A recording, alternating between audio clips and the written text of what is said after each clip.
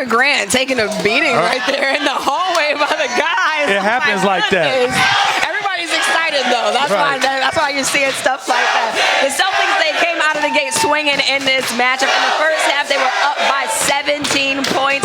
Eddie, just how did that set the tone for this matchup for them to get this win? Well, they took care of the basketball, number one, right? Maximized their opportunities on the offensive end. And then defensively, they just got after it. I felt like, diving on the ball right here, Marcus Smart, diving on the ball for the loose ball. Now they're out to the races. You're not playing against a set Miami Heat defense that loves to load up against Jason Tatum and Jaylen Brown. And then just moving the basketball, passing up a good shot to get a great shot, making sure the passes is on time, on target. I thought the first half set the tone, but it just was a carryover from Game 4. That's all this was. And now what they need to do is take that same momentum, same energy, and carry it over into Game 6. I love the way that Tatum played today. I love the 11 assists. I thought right from the start, he's like, I got to get other players around me going. But he didn't do it just by standing on the three. He was aggressive, getting downhill, drawing to, and moving it. So I really believe this. Like, I think our Celtics follow Tatum. The way he goes is how we go. Yeah. And I thought his mindset in the start of this game carried over. I never felt like Tatum took possessions off. So all of a sudden, at the end of the game, he's sitting there with 11 assists.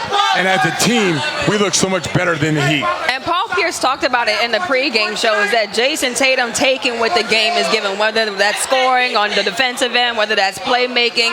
Eddie, it really looked like the game came to Jason Tatum tonight. Yeah, he only took 16 shots, right? That's a superstar player that's allowed to go out there and get 25, 30 looks if he wants to, especially in a game that could be a closeout game at the end of your season. But instead, what did he do? He got everybody else involved. Played the right way. But I think, and I keep harping on this, the right way to play is starting on the defensive end. And once you start that way and start playing in that fashion, because you're giving up, if on the defensive end, you're giving up yourself. Yeah. And if you're giving up yourself on the defensive end, it's so much easier to do that on the offensive end. And it seems like this team is, everybody's eating, right? Four players with 20 points, right. 20 plus points. They love seeing other guys get off. And that's a huge thing right there. When your star player love to see the role players get off or other guys scoring, that's a big thing to me with a basketball team.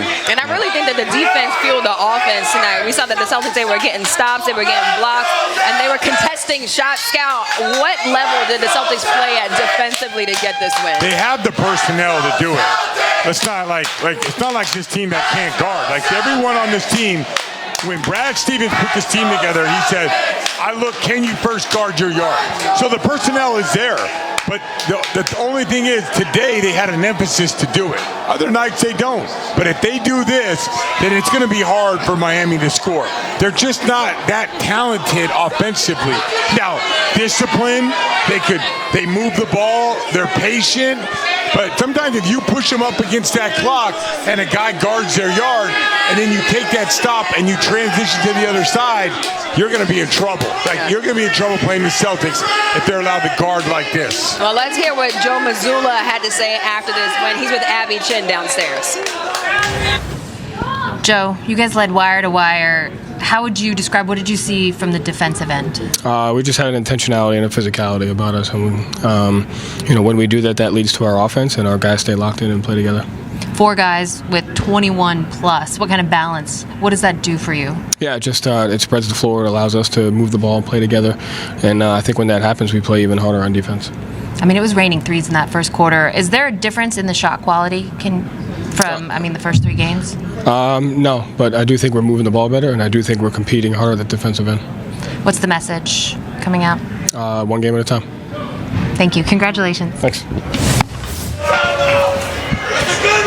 The Celtics win Game 5 at home. A look at that final score, 110-97.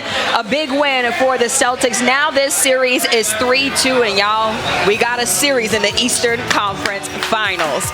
A look at fans filing outside of TD Garden. Everyone excited. Look at this guy. He is living his best life out there in front of the arena. Everyone's still in here inside of TD Garden, guys. Coming up, we hear from Rob Williams. He's going to join the the show. Stay with us. You're watching Celtics Post Game Live.